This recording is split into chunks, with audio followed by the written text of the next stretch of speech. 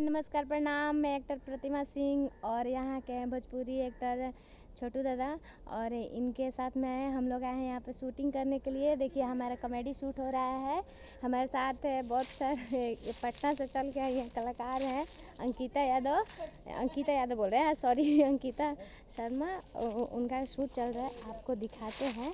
आइए आप लोग 1 मिनट वेट कीजिए, आप लोग को बहुत अच्छा सीन चलने वाला है और हम आपको दिखाएंगे, ठीक है। आप तो थोड़ा इंतज़ार कीजिए। देखिए हम लोग यहाँ पे बगीचा में है, बहुत ज़्यादा अच्छा लग रहा है। यहाँ पे हम लोग मस्ती कर रहे हैं देखिए कैसा लग रहा है। देखिए ये देखिए शाम होने वाला है, अब हम लोग घर ही जाने वाले हैं, ठीक है। आइए आपको हम मेरा वीडियो शूट हो रहा है MSS भोजपुरिया। उसको आप लोग लाइक कीजिए, शेयर कीजिए, कमेंट कीजिए, सब्सक्राइब कीजिए।